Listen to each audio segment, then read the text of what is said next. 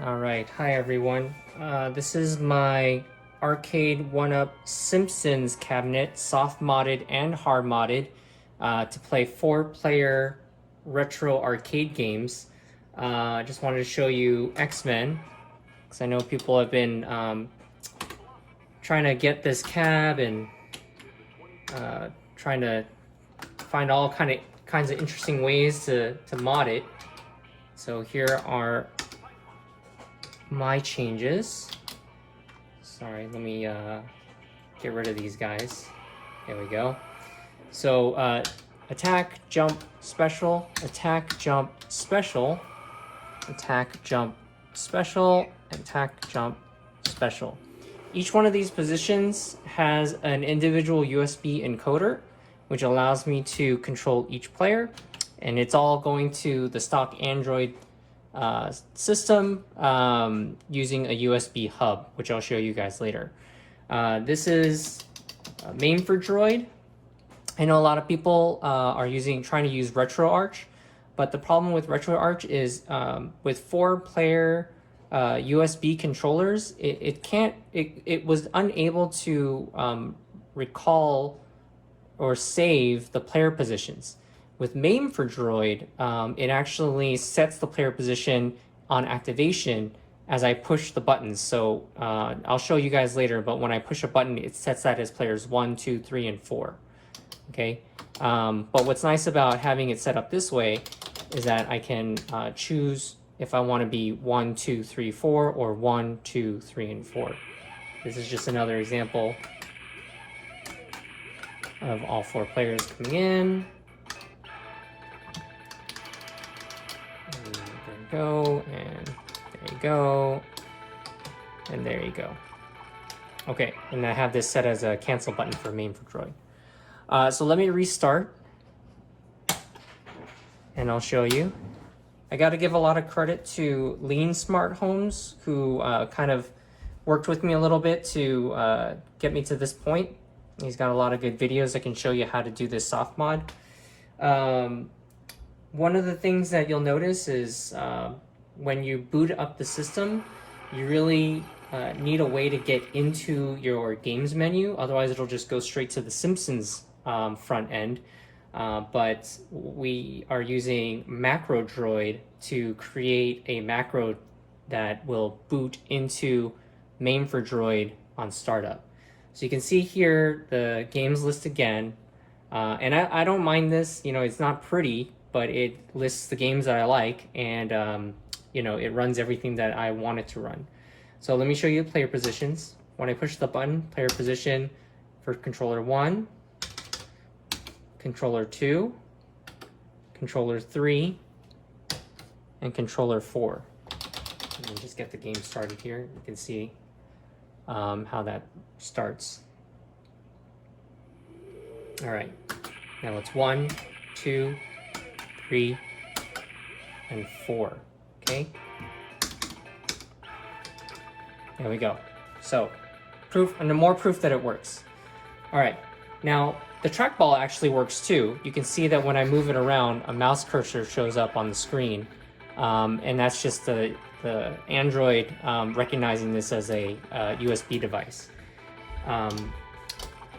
The trackball is connected to a 12-in-1 Thunderstick PCB that I bought off of Amazon, and it's just hooked up. There's videos about how to do that, so I won't show you here. Another quick way to get to RetroArch is a macro that I built into the volume minus, where you hold it for 3 seconds and then it boots into dig. So I use Mame4Droid for the main 4-player ROMs, but in order to play the trackball, I had to use RetroArch. The reason is because I needed a newer emulator core called Final Burn Neo, and that allows me to set trackball options. So you can see here, all these MAME games, a lot of them are also on the Mame4Droid, and that's the actual emulator that's being used through this dig front end. But when you use a trackball, you have to select using the RetroArch FB Final Burn Neo core. So let me show you Golden Tee 3D. And you'll notice that this says game remap file located, and this is to help save the profile for the trackball, and I'll show you how to set that up. So again, like I showed you, the problem with RetroArch is it doesn't remember which player position is player 1, so you kind of have to just kind of jump around. So this time it's yellow, but sometimes it's another one. Alright, so here's player game 1. We're gonna just start here. You can see the trackball works great. Unfortunately, the mouse cursor is on the screen. Can't do anything about that.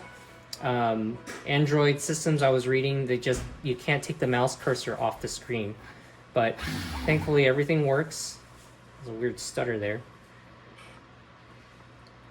And I guess that was a bad hit. And then you can see here, you change the putter size, swing and minute, it all works. To set the trackball, you want to go into your quick save menu, and you do that by, whatever shortcut you have set up. And you can see that I have the menus here. You want to go down to controls. You want to go down to player port 1 controls. And you can see device type is mouse ball only. If I go into it, you can see a whole list. Normally, on default, it's RetroPad because I'm using USB encoder devices, but I have it set to mouse ball only. It's important that once you set it, that you actually save it, and that's under Manage Remap Files, okay? And because I saved one already, it's already there. But if I deleted it, you can see that now I have the option to save the file. Let me just make sure it's set. See, it goes back to RetroPad. So I need to choose mouse ball only.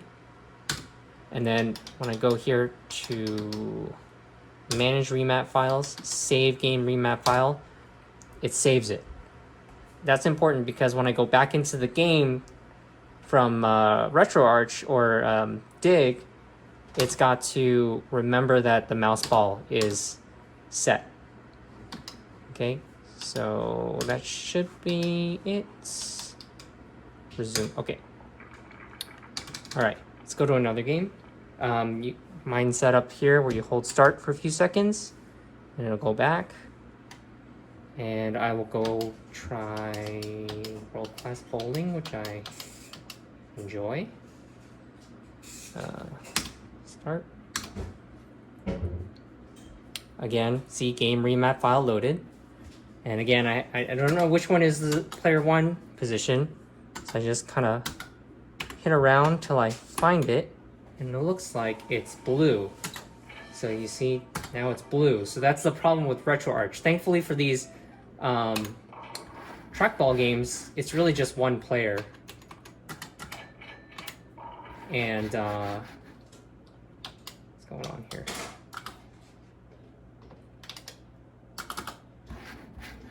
Did I lose it?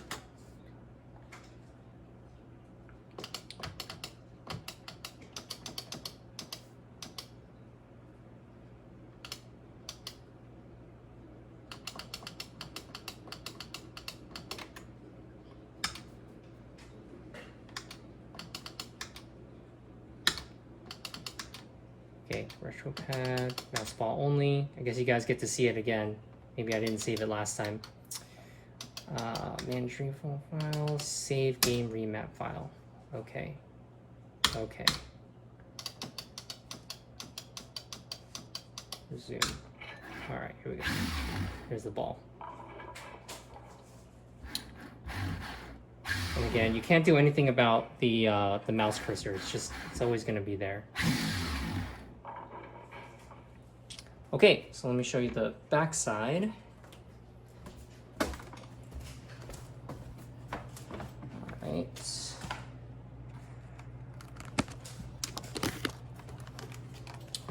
So you can see that it's really just the Android system. Everything looks pretty stock back here. I didn't do anything weird.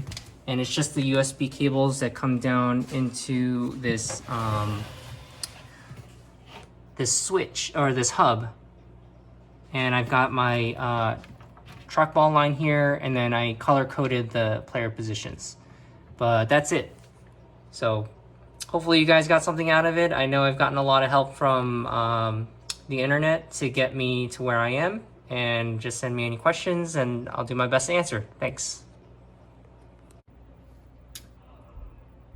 Okay, so one thing that I did notice was that, and here's a better look at the USB hub with lighting. One thing that I did notice is that, and I tried it, is that you can actually turn off the other player positions. And if you just leave the one player position activated, it does force the player position to stay at the one that you want for the trackball game. So instead of, if you really wanted to just stay in one position and not let RetroArch randomly choose the player position for you, you can just do that.